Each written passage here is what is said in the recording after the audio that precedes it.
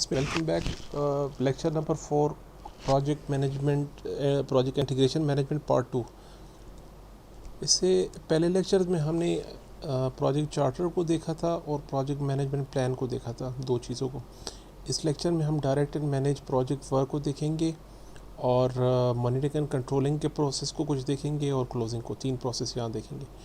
पिछले लेक्चर की एक बात मैं यहाँ दोहराना चाहूँगा। प्रोजेक्ट चार्टर में जो कंस्ट्रेंट्स और जो आपको रिक्वायरमेंट्स, जो स्कोप और जो लिमिटेशन आपको दी गई थी, उसको एज़ इट इज़ आपको एक्सेप्ट नहीं करना। पीएमआई ये नहीं कहती आपने ब्लाइंडली जो आपको प्रोजेक्ट चार्टर दिया जाए उसको एज़ इट इज़ आपने एक्सेप्ट करना है। ऐसे नहीं है, बल्कि प्रोजेक्ट को साइन करने से पहले आपको उसी कंस्ट्रेंट्स के अगेंस्ट जो ऑब्जेक्टिव्स हैं उसको देखना है। आया आप उसको कंप्लीट कर सकते हैं या नहीं कर सकते, या उसमें कोई एडजस्टमेंट करनी है। उस ऑब्जेक्टिव को अचीव करने के लिए कितनी एडजस्टमेंट रिक्वायर्ड है, वो एडजस्टमेंट आपने प्रोजेक्ट को साइन करने से पहले वो एडजस्टमेंट करनी बहुत ज़रूरी है।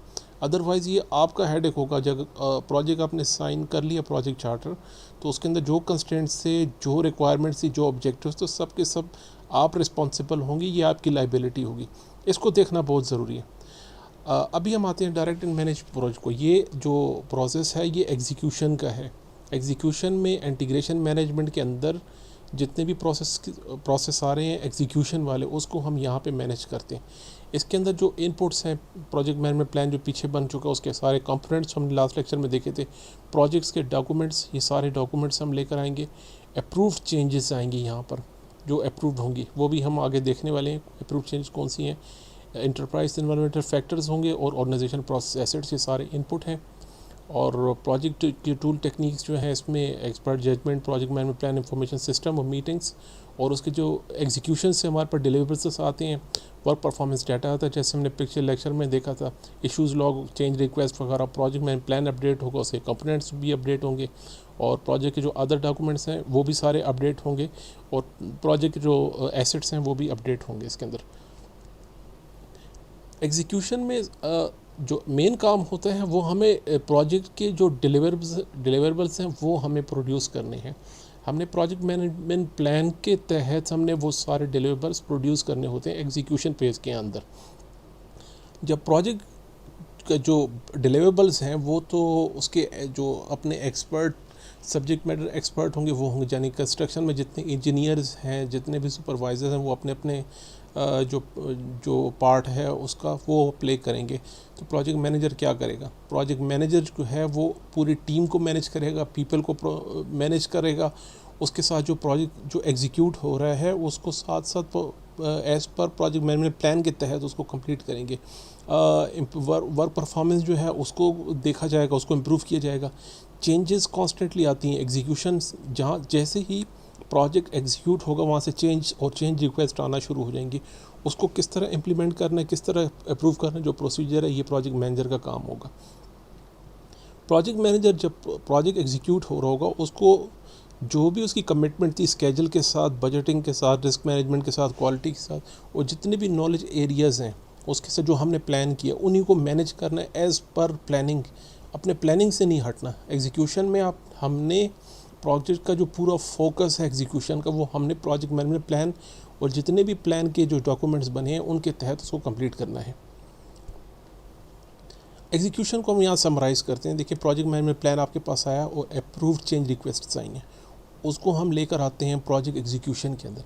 एग्जीक्यूशन के बाद right after the execution we have new change request आएंगी, डिलीवरेबल्स आएंगे, इशू लॉग्स आते हैं, वर्क परफॉर्मेंस डाटा बहुत इंपॉर्टेंट है, जैसे हमने पिछले लेक्चर में इस पर बात की हुई है।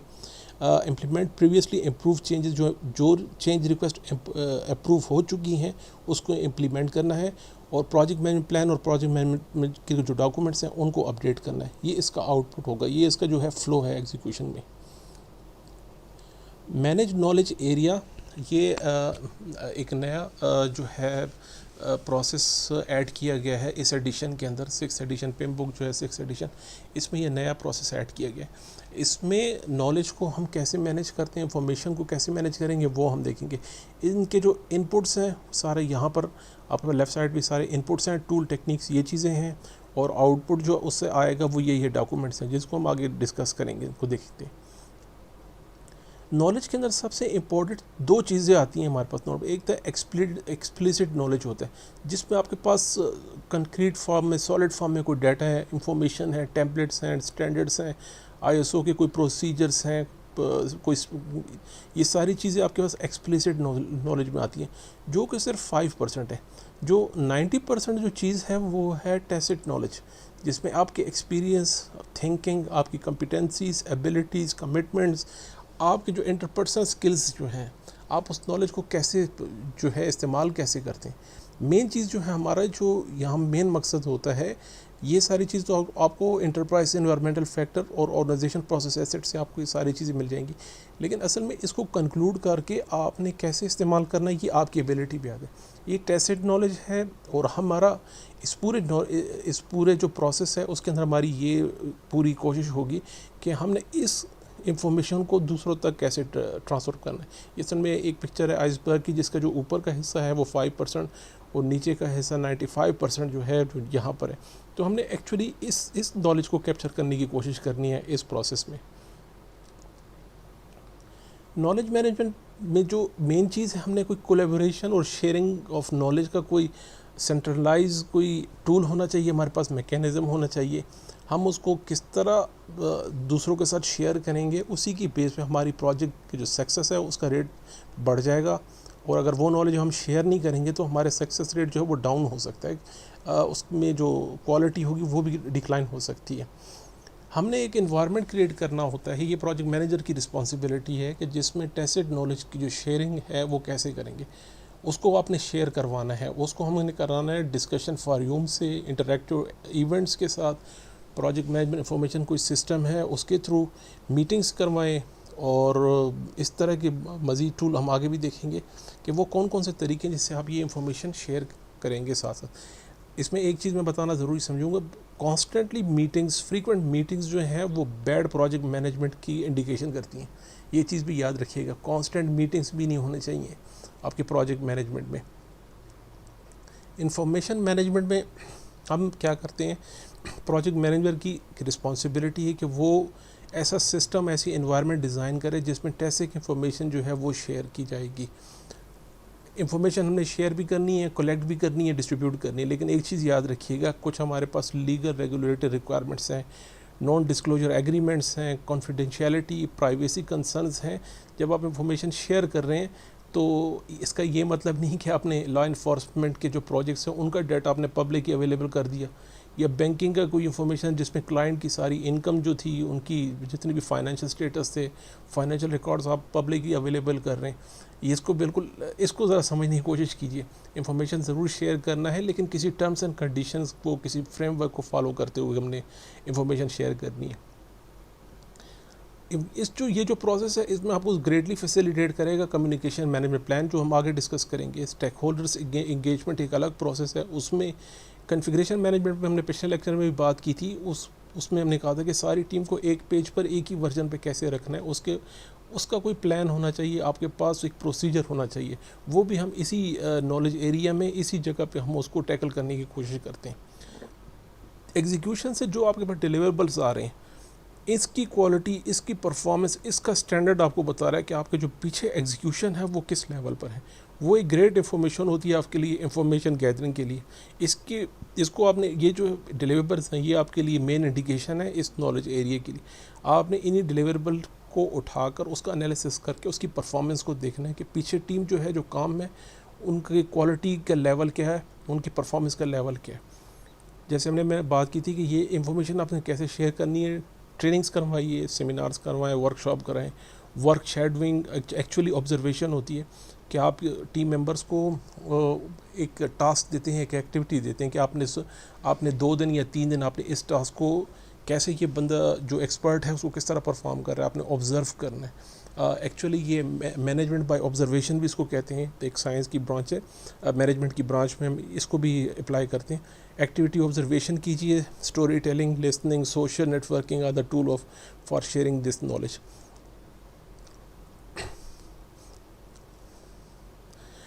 इसके साथ हमारे पास जो नॉलेज एरिया है, इसको अगर हम इसको शेयर करेंगे तभी हमारी टीम जो है मोर प्रोडक्टिव होती जाएगी, और हमारे ऑर्गेनाइजेशन के जो ऑब्जेक्टिव्स हैं, हमारे प्रोजेक्ट के जो ऑब्जेक्टिव्स हैं और जो ऑर्गेनाइजेशन की जो स्ट्रेटजीज़ है उसको हम इफ़ेक्टिवली कंप्लीट अचीव कर सकते हैं।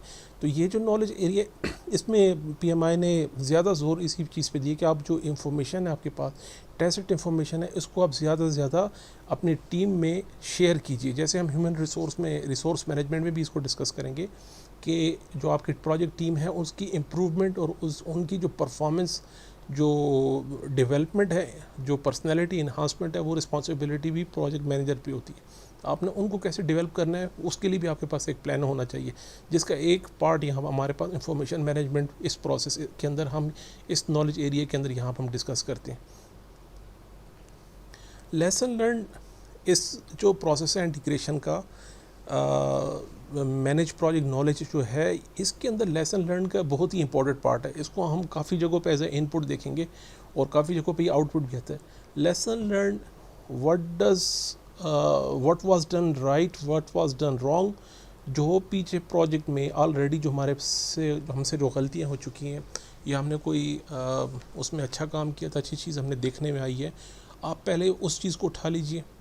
हमारे इश्यूज़ क्यों आकर हो रहे हैं, चेंज रिक्वेस्ट कहाँ से आ रही हैं, पीछे वर्क अराउंड्स, वेरिएंस को अलाइन करने के लिए जो वर्क अराउंड्स किए गए थे वो क्या थे, रीएस्टिमेटिंग जो हुई उसकी रीज़न क्या थी, कितनी रीएस्टिमेट, किस लेवल पे रीएस्टिमेट हुआ है, प्रिवेंशन कोरेक्टिव एक्शंस जो हो चुके पहले उन सबको उठाना, और जो एग्जीक्यूशन में करंट टाइम पे मेरे प्रोजेक्ट में आ रहे हैं, ये सारा इंपॉर्टेंट डाटा जो है लेसन लर्न कहलाता है। न्यू सोर्स ऑफ इंफॉर्मेशन ढूंढिए, न्यूली डेवलप प्रोसेसेस देखिए अपने फंक्शंस के अंदर, अपने प्रोडक्शन में, और ऐसा तरीका देखिए कि आप इसमें अपने वर्क को अच्छे तरीके से, मज़ीद अच्छे तरीके से परफॉर्म कर सकते हैं। अपनी टीम की इंटरपर्सनल डेवलपमेंट कैसे करेंगे, टेक्निकल इम्प्रूवमेंट कैसे करेंगे, इसको अब डायग्राम से समझने की कोशिश करते हैं। देखिए, आपके पास पुराना रिकॉर्ड था, ऑर्गेनाइजेशन प्रोसेस एसेट्स आपने कंपनी से लिए, जिससे आप अपने प्रोजेक्ट में जो आपको फैसिलिटेट करें। अब आपका प्रोजेक्ट एग्जीक्यूट होना शुरू हुआ तो आपके प्रोजेक्ट से लेसन लर्न आ रहे हैं जो कि आपको वो भी रिवर्स में बाउंस बैक करके आपको फैसिलिटेट कर रहे हैं। आपके लेसन लर्न, आपने ऑर्गेनाइजेशन के लेसन लर्न भी लिए और अपने प्रोजेक्ट के भी उठाए। अब आपकी ज़िम्मेदारी है कि ये जो लेसन लर्न आपके प्रोजेक्ट के हैं उसको अपने करंट प्रोजेक्ट के साथ, प्रोजेक्ट मैनेजर्स के साथ शेयर कीजिए, उनकी टीम के साथ शेयर कीजिए, और जहाँ पे हमने ऑर्गेनाइजेशन प्रोसेस एसेट्स कंपनी से लिए थे वहीं पर उनको वापस बैक करने हैं अपने प्रोजेक्ट के साथ। ये इसका एक फ़्लो होता है। कंपनी से लेसन लर्न आपने लिए, आपने उनसे फ़ायदा उठाया, फिर अपने प्रोजेक्ट से जो लेसन लर्न जो हमने लिए उसको अपने प्रोजेक्ट में भी इस्तेमाल किया, और उसके बाद करंट प्रोजेक्ट को फैसिलिटेट कीजिए, और ऑर्गेनाइजेशन का जो उधार आपने लिया था वो उनको वापस कीजिए। ये एक पूरा प्रोसेस होता है लेसन लर्न का। मॉनिटरिंग एंड कंट्रोल का इनपुट्स जो है वो यहाँ पे आप लेफ़्ट साइड पे देख लीजिए सारे इनपुट्स। ये टूल टेक्निक्स हम देखेंगे, अभी डिस्कस करते हैं, और ये उसके आउटपुट आ जाएंगे। इन पिक्चर को आपने याद नहीं करना, आप याद कोई करने का कोई ख़ास फ़ायदा नहीं है, लेकिन आपको उसकी लॉजिक समझना ज़रूरी है। जब भी कोई किसी प्रोसेस ग्रुप का कोई किसी भी नॉलेज एरिया का कोई प्रोसेस आता है तो उसके इनपुट, टूल टेक्निक, आउटपुट आप याद नहीं कर सकते, लेकिन उसकी लॉजिक ज़रूर समझ लीजिए कि इनके कौन कौन से इनपुट हो सकते हैं, और वो ये आपको स्टडी के साथ और मज़ीद इसको रिपीट करने के साथ साथ आपको ये आपको आसान हो जाएगा इस पे काम करना। मॉनिटरिंग एंड कंट्रोलिंग का मेन फंक्शन जो है वो हम कंपेयर करते हैं और मेजर करते हैं एक्चुअल और फॉरकास्टेड परफॉर्मेंस को। जो एक्चुअल परफॉर्मेंस थी और जो पास्ट परफॉर्मेंस है उसको देखते हुए हम फॉरकास्टिंग करते हैं। ये मेन काम इसमें यही किया जाता है। मॉनिटरिंग एंड कंट्रोलिंग स्टार्ट से लीजिए, इनिशिएशन से जाएगा और क्लोज तक जाएगा। जैसे हमने पिछले लेक्चर में एक डायग्राम देखा था जिसमें process monitoring and controlling start होती है 0 पॉइंट से और टिल द प्रोजेक्ट की मैच्योरिटी लेवल तक जाती है। अब वो पिछले लेक्चर में वो डायग्राम भी देख सकते हैं, हमने वहाँ पे भी डिस्कस किया था इसको।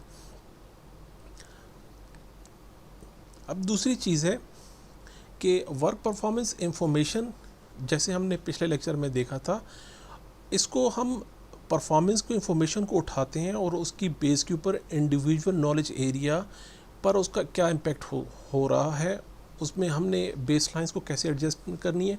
जैसे वर्क परफॉर्मेंस इंफॉर्मेशन हमने डिस्कस की थी लास्ट टाइम पर, रन टाइम पे वर्क परफॉर्मेंस डाटा आपके पास आता है, उसको एनालाइज करके हम वर्क परफॉर्मेंस इंफॉर्मेशन बनाते हैं, उसमें हमें कोई इंफॉर्मेशन मिलती है। इस इंफॉर्मेशन की बेस पे हम रिवर्स जाते हैं प्लानिंग के अंदर, रिवर्स हम जाते हैं एग्जीक्यूशन के अंदर, जहाँ पे हम इंडिविजुअल नॉलेज एरिया और बेस लाइन्स को उसके इम्पैक्ट को समझने की कोशिश करते हैं और अकॉर्डिंगली उसमें चेंजेस लेकर आते हैं। जैसे हमने यहाँ पे भी बात की कि this process include analysing, tracking risk, perform quality control activities. ये जो आगे नॉलेज एरिया आ रहे हैं उसमें हमें इंडिविजुअली हम प्रोसेस मॉनिटरिंग एंड कंट्रोलिंग के ये प्रोसेस देखेंगे, लेकिन इसमें मेजॉरिटी हम क्वालिटी कंट्रोल एक्टिविटीज़ देखते हैं और प्रोजेक्ट के जो आउटकम्स होते हैं उनको इवेल्युएट करते हैं, उनको हम जज करते हैं, चेंज रिक्वेस्ट को रिव्यू करते हैं और उसकी इफ़ेक्टिवनेस देखते हैं। जो करेक्टिव एक्शंस जो हैं उनकी इफ़ेक्टिवनेस देखा जाएगा। इसमें भी एक दो चीज़ें, एक है आगे मैं आपको किसी डायग्राम में दोबारा मेंशन करूँगा, monitoring and controlling project work. ये प्रोजेक्ट वर्क लिखा हुआ है, ये इंटीग्रेशन मैनेजमेंट का एक प्रोसेस है और monitoring and controlling process group ये खुद से एक अलग प्रोसेस ग्रुप्स है जिसके अंदर सारी एक्टिविटीज़ आ रही हैं। तो अभी हम monitor and control project work बता रहे हैं जो कि इंटीग्रेशन का पार्ट है। एग्ज़ाम में इन दो टर्म्स को ज़रा काफ़ी एहतियात से देखिएगा, आया वो प्रोसेस ग्रुप की बात कर रहे हैं या प्रोजेक्ट वर्क की बात कर रहे हैं। अगर प्रोजेक्ट वर्क की बात कर रहे हैं तो आपने सिर्फ इंटीग्रेशन के पार्ट को चेक करना है। अगर पूरे प्रोसेस ग्रुप को देख रहे हैं मॉनिटरिंग एंड कंट्रोल, तो पूरे प्रोसेस ग्रुप में जितने प्रोसेस आ रहे हैं उन सब को देखना, उन सब ये उसकी बात कर रहा है। तो ये दो चीज़ों का आपने बहुत ख्याल रखना है एग्ज़ाम में। जैसे मैंने पिछले लेक्चर में कहा कि चेंजेस एग्जीक्यूशन के right after the execution we must have some kind of changes. Change request तो आएंगी, ये तो इनएविटेबल है। तो इस प्रोसेस में हमने वो चेंज रिक्वेस्ट आप कैसे एडजस्ट करते हैं, कैसे उसको इंटीग्रेट करते हैं अपने प्रोजेक्ट में। और एक और ज़रूरी बात कि ये चेंज रिक्वेस्ट ज़रूरी नहीं कि आपके टीम मेंबर या स्टेक होल्डर्स या स्पॉन्सर या आउटसाइडर्स या वेंडर्स या आपके कोई दूसरे जो स्टेक है वहाँ से जनरेट हो। आप भी रिस्पॉन्सिबल हैं। जितनी भी परफॉर्मेंस जो डाटा आ रहा है, वर्क परफॉर्मेंस इंफॉर्मेशन आ रही है, आपको कहीं पर लगता है कि मुझे प्रोजेक्ट को किसी जगह पे चेंज करना चाहिए तो आपको ही चेंज रिक्वेस्ट जनरेट करना चाहिए। ये हाईली रिकमेंडेड है फ्रॉम PMI कि प्रोजेक्ट मैनेजर खुद चेंज रिक्वेस्ट करे, बजाय इसके कि वो आगे किसी का इंतज़ार करे कि कोई टीम मेंबर या कोई स्टेक होल्डर या कोई स्पॉन्सर उसको जाके इनिशिएट करे चेंज रिक्वेस्ट को। ये आपकी ज़िम्मेदारी है, आप ही ने चेंज को इनिशिएट भी करना है, उसको अप्रूव्ड या रिजेक्ट या एडजस्ट जो भी तरीका होगा वो हम आगे जाके देखते हैं चेंजेस को कैसे हैंडल करना है, उसको फ़ौरन टैकल कीजिए। इसकी टेक्निक्स देखते हैं। डाटा एनालिसिस टेक्निक्स में आपके पास जब डाटा आता है तो उस पर हम एनालिसिस करते हैं, हम चेक करते हैं कि हमारे पास प्रिवेंटिव और करेक्टिव एक्शंस जो हैं हम उसको इम्प्लीमेंट कैसे करेंगे। और देख इसको एनालिसिस की किया जाता है कि preventive action implemented when deviation आकर, जैसे ही कोई डेविएशन आता है, डेविएशन से मेरा ये मतलब है कि आपकी जो प्लान वैल्यू थी और जो एक्चुअल वैल्यू है उसमें डिफरेंस, कंसिडरेबल डिफरेंस आ रहा है दोनों के अंदर, तो वहाँ पे आपने करेक्टिव प्रिवेंशन एंड एक्शंस आपने किस तरह इम्प्लीमेंट करने, वो अल्टरनेटिव एनालिसिस में हम देखते हैं। कॉस्ट बेनिफिट एनालिसिस में हमने पिछले लेक्चर में भी बात की है। अर्न वैल्यू मैनेजमेंट पे हम डिटेल से बात करेंगे जब तीन हमारे पास नॉलेज एरिया कवर हो जाएंगे, स्कोप, टाइम एंड कॉस्ट। तो कॉस्ट के आखिर में हम अर्न वैल्यू मैनेजमेंट पे डिस्कस डिटेल से बात करेंगे, जो कि तीनों की जो एक परफॉर्मेंस बेसलाइन होती है, प्रोजेक्ट परफॉर्मेंस बेसलाइन, इन तीनों की बेसलाइंस को मिला के जो एक चीज़ बनती है उसको हम एनालाइज करेंगे अर्न वैल्यू मैनेजमेंट के अंदर। रूट कॉज एनालिसिस देखा जाएगा, डेविएशन की मेन रीज़न क्या थी, क्या वजह है, रूट कॉज एनालिसिस में होता है। ट्रेंड एनालिसिस में हम पास्ट के जो डाटा होता है उसको उठा के हम फॉरकास्टिंग करते हैं कि अगर इसी तरह परफॉर्मेंस रही तो आइंदा आने वाले 2 या 4 महीने में या अगले 2 या 3-4 साल में हमारी परफॉर्मेंस कहाँ से कहाँ जा सकती है। फॉरकास्टिंग के ट्रेंड एनालिसिस में किया जाता है और हमें जो क्रैक्स हैं वो देखे जाते हैं कि हम कहाँ पे लैग कर रहे हैं। हमारी परफॉर्मेंस डिक्लाइन हो रही है तो क्यों हो रही है, और अगर अगर उसमें कोई हाई फ्लैक्चुएशन है परफॉर्मेंस के अंदर तो किस वजह से है। तो ज़रूर उसमें आपने कोई क्रैक्स आइडेंटिफाई करनी है जहाँ पे आपके प्लान से हट के कोई काम किया जा रहा है। क्रैक्स का मेरा यहाँ कहने का मतलब ये है कि आपके प्लान से हट के कोई काम किया जा रहा है जो कि ना डॉक्यूमेंटेड है और ना विजिबल है, आपको दिखाई नहीं दे रहा, उसको कहते हैं क्रैक्स। ये इसकी टर्म है PMI की। वेरिएंस एनालिसिस कीजिए, डिफरेंस देखें प्लान वैल्यू में और एक्चुअल परफॉर्मेंस के अंदर जो डिफरेंस है उसको वेरिएंस एनालिसिस कहते हैं। और दूसरा इसमें जो टूल टेक्निक होती है, डिसीजन मेकिंग होती है और एक मीटिंग होती है। इन चीज़ों को, ये सारे जो टर्म्स हैं एग्ज़ाम में फ्रीक्वेंटली पूछे जाते हैं, रेंडमली ये कॉइन किए जाते हैं एग्ज़ाम में।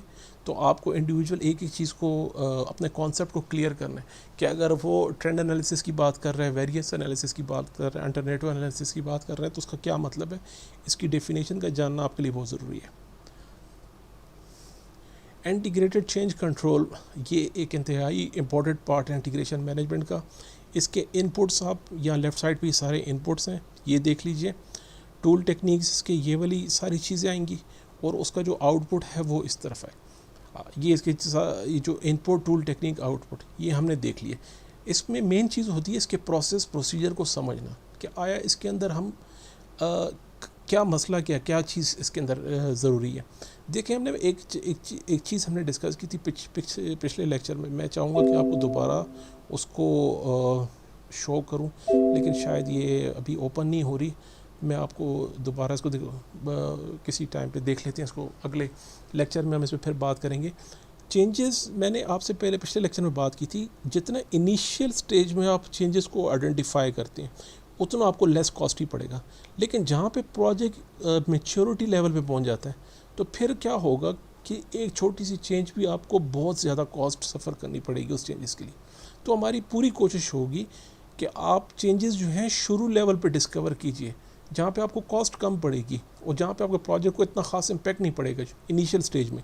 लेकिन जैसे ही प्रोजेक्ट मैच्योरिटी स्टेज पे पहुँच जाए, वहाँ पे आपको एक मामूली चेंज भी काफ़ी कॉस्टली पड़ेगी। एक चीज़ तो याद रखिएगा, एज अ प्रोजेक्ट मैनेजर ये अपना कॉन्सेप्ट काफ़ी क्लियर रखिएगा। जैसे हमने बताया कि ये जो चेंजेस आ रही हैं, analysing change impact greatly reduce the potential. शुरू की चेंजेस जितनी रिक्वेस्ट आपके पास आए शुरू में, वो आपके लिए, आप उसको मोस्ट वेलकम कीजिए, उसको समझने की कोशिश करें। वो आपके प्रोजेक्ट को फेल होने से बचाएगा। शुरू में ही सारी चेंजेस को उठाइए और कोशिश कीजिए कि सारी ज़रूरी चेंजेस आपके सामने आ जाएं।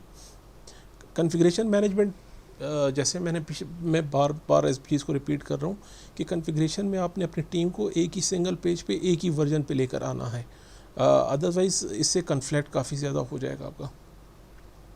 जैसे हमने बात की कि team is working on current and integrated project में प्लान परफॉर्मेंस बेसलाइन, वही इंटीग्रेशन मैनेजमेंट वाली बात हमने यहाँ पे की है।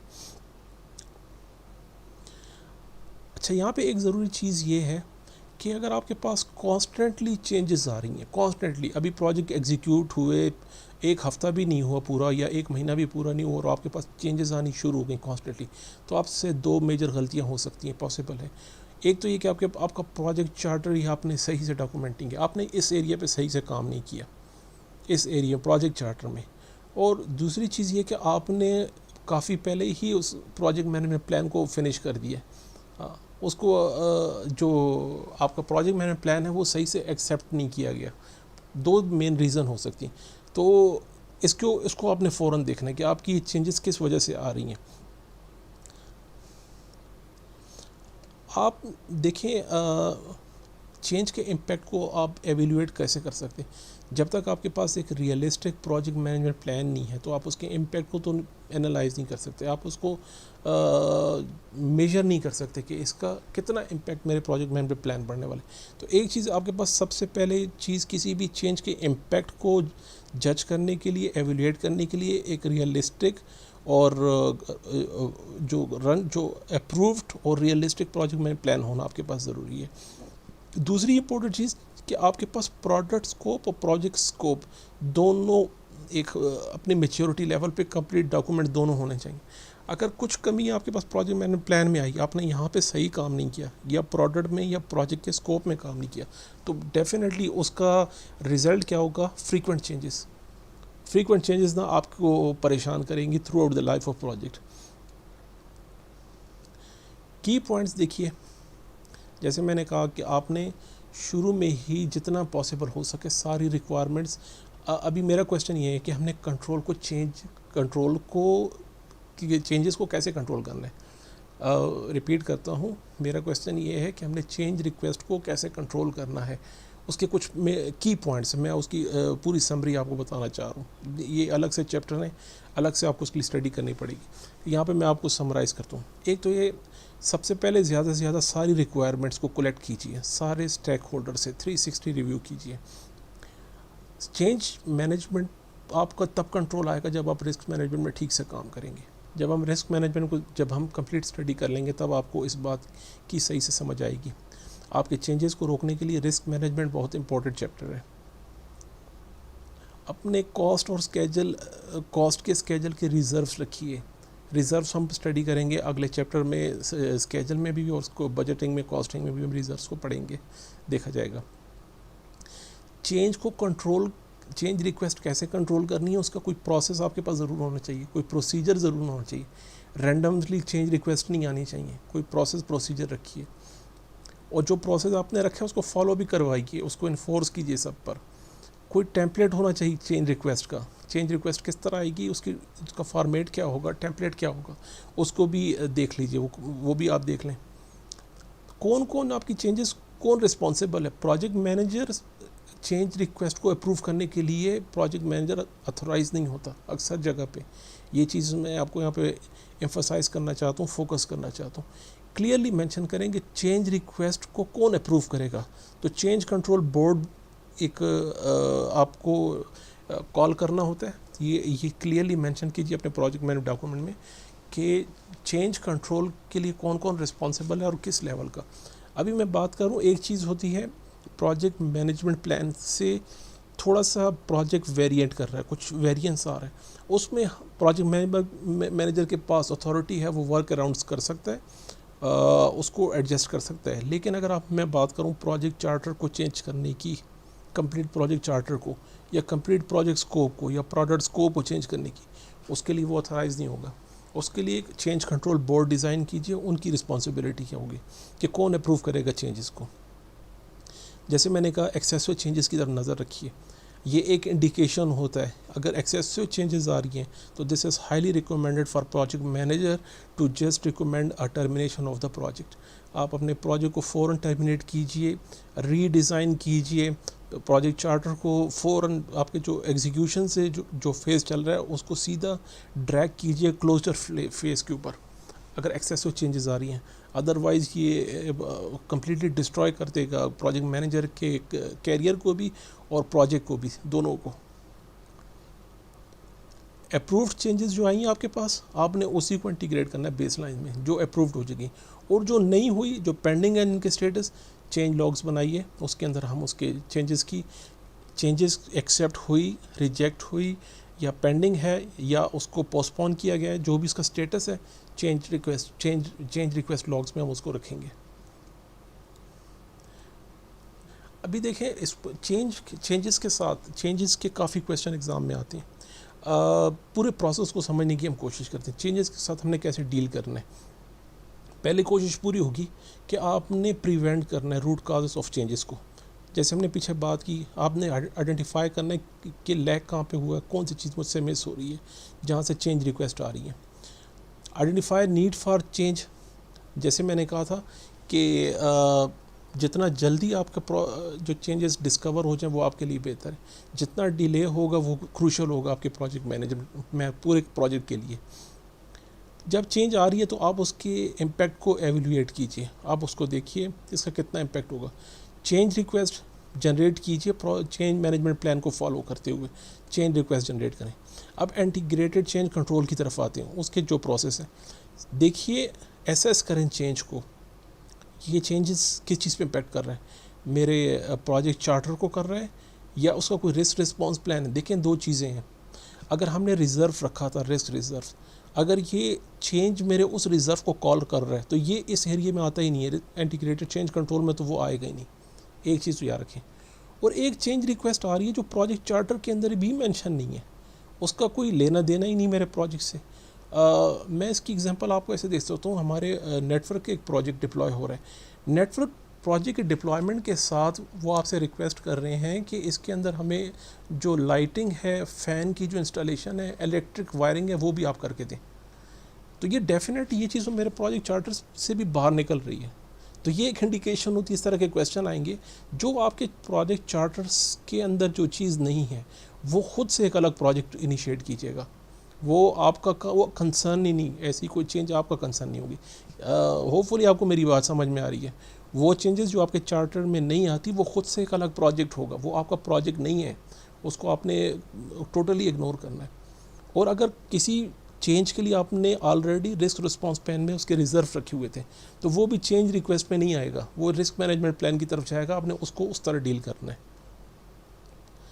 अब चेंज आपके पास आई तो आपने ऑप्शन आइडेंटिफाई करने, अब उसको कैसे आपने उसको जब एक्सेप्ट करेंगे आप चेंज तो डेफिनेटली इम्पैक्ट पड़ेगा।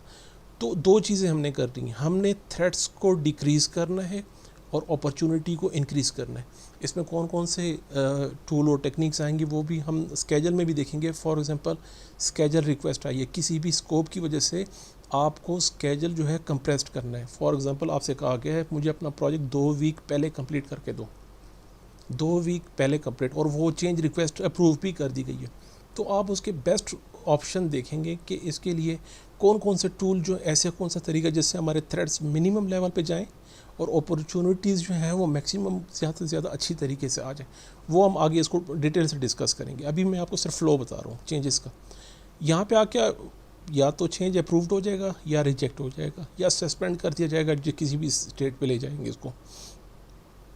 चेंज मैनेजमेंट प्लान, जैसे मैंने कहा चेंज रिक्वेस्ट के साथ ही चेंज जो लॉग है उसको आपने डॉक्यूमेंट करना है विद रीजंस कि ये इस चेंज के स्टेटस क्या है और किस वजह से ये सस्पेंड या रिजेक्ट या अप्रूव हुआ था। चेंजेस के फ़ौरन बाद आपने प्रोजेक्ट मैनेजमेंट प्लान और उसके डॉक्यूमेंट्स और बेस लाइन्स को एडजस्ट करना है, रिवाइज करना है, फिर से देखना है और स्टेक होल्डर्स की एक्सपेक्टेशंस को मैनेज करनी है, कम्युनिकेट द चेंज इम्पैक्ट। तो वो स्टेक होल्डर एक्सपेक्टेशंस के प्रोसेस में हम देखेंगे और कम्युनिकेशन मैनेजमेंट प्लान में देखेंगे। और अब जो हम प्रोजेक्ट को मैनेज करेंगे वो रिवाइज प्रोजेक्ट मैनेजमेंट प्लान और डॉक्यूमेंट्स को देखेंगे, रिवाइज करेंगे और अपनी टीम को लेटेस्ट वर्जन पे रखें। कॉन्फ़िगरेशन मैनेजमेंट में जो लेटेस्ट वर्जन है प्रोजेक्ट मैनेजमेंट प्लान का, आपको उसी को एग्जीक्यूट करना है। क्लोजर फेज़, क्लोज में हम प्रोजेक्ट को क्लोज कर रहे हैं या फेज़ को क्लोज कर रहे हैं, उसका प्रोसीजर सेम इसी तरह ही है।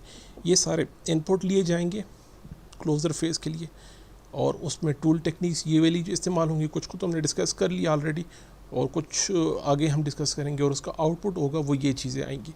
इसके जो मेजर पॉइंट्स हैं वो हम देख लेते हैं। क्लोज एक्टिविटीज़ में आपने मेक श्योर कीजिए कि जो फाइनेंशियल, लीगल, एडमिनिस्ट्रेटिव रिलेटेड जितना भी वर्क है वो उनकी रिक्वायरमेंट्स तो कंप्लीट हो चुकी है। क्लोज से पहले ये चीज़ें देख लें कि उनकी रिक्वायरमेंट्स कंप्लीट हुई या नहीं हुई। फॉर्मल कंफर्मेशन लीजिए कि कॉन्ट्रैक्ट्स और कंप्लीट हो गए, आपके कॉन्ट्रैक्ट्स आपके पिछले जो प्रोजेक्ट के अंदर कॉन्ट्रैक्ट्स चल रहे थे वो कंप्लीट हो चुके हैं और वो एक्सेप्ट भी कर लिए गए हैं। जो आपका प्रोडक्ट था प्रोजेक्ट का उसकी एक्सेप्टेंस आपने ले ली है, फाइनेंशियल क्लोजर्स हो चुके हैं, इसके अंदर आपने अपना प्रोडक्ट हैंड ऑफ कर दिया क्लाइंट को और क्लाइंट का फीडबैक भी ले लिया आपने प्रोजेक्ट के बारे में, प्रोडक्ट के बारे में। उनका फीडबैक लेना बहुत ज़रूरी है, जैसे हमने लेसन लर्न में बात की थी कि ये आपके लिए इंतहाई इंपॉर्टेंट है, कस्टमर का, क्लाइंट का फीडबैक लेना भी। प्रोजेक्ट परफॉर्मेंस रिपोर्टिंग पे काम कर ली आपने, कंप्लीट कर ली परफॉर्मेंस पे, जितने रिकॉर्ड से इंडेक्स कर लिए, रिकॉर्ड कर दिए, आर्काइव हो चुका, लेसन लर्न ले लिया और नॉलेज डेटाबेस हमने अपडेट कर दिया। और उसके बाद हमने इस अपने प्रोजेक्ट को या फेज़ को क्लोज़ करना है। अब इसमें एक प्रोसेस आएगा स्कोप मैनेजमेंट में, वैलिडेट स्कोप। वैलिडेट स्कोप के काफ़ी ज़्यादा रिलेटेड होता है क्लोज प्रोजेक्ट फेज़ के, उसमें भी तकरीबन हम यही इसी तरह के काम करते हैं। लेकिन उसमें एक चीज़ है, आपने वैलिडेट के अंदर जो इंटरम डिलीवरेबल्स होते हैं, इंटरम डिलीवरेबल्स, हमने इसी प्रोसेस को इंटरम डिलीवरेबल्स में करते हैं। जैसे हम डिटेल में बात करेंगे अपने नेक्स्ट लेक्चर में स्कोप मैनेजमेंट में कि जितना हमारा प्रोजेक्ट जो है उसको हम डिवाइड कर रहे हैं, जो सेगमेंट्स में डिवाइड करेंगे, तो हर सेगमेंट में एक माइलस्टोन रख के उनके इंटरम डिलीवरेबल्स को हम कंप्लीट करने के बाद इसी प्रोसेस को फॉलो करते हैं same.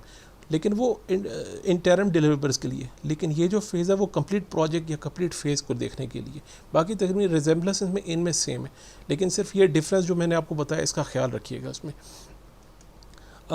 Thank you so much. यहाँ पर हमारा इंटीग्रेशन मैनेजमेंट लेक्चर कंप्लीट हुआ। मैं अगेन रिकमेंड ये करूँगा कि जितने भी आने वाले नॉलेज एरियाज़ हैं आप सबसे पहले उनको अच्छे से डिस्कस करें, स्टडी कर लें, उनको अच्छे से देखें, और इसको यहाँ पर जहाँ जितनी चीज़ें हमने डिस्कस की ये एक दफ़ा देख कर, और आखिर में जब ये सारे आप कंप्लीट कर लें स्टडी तो इसी चैप्टर पर दोबारा आइएगा, तो जो बातें मैंने की हैं वो आपको उससे उस पहले से ज़्यादा सही तरीके से समझ आएंगी। होपफुली इसमें कोई क्वेश्चन नहीं होगा, कोई क्वेश्चन हो तो आप मुझे ईमेल भी कर सकते हैं और कमेंट्स में भी लिख सकते हैं। Thank you so much, see you इंशाल्लाह इन नेक्स्ट लेक्चर।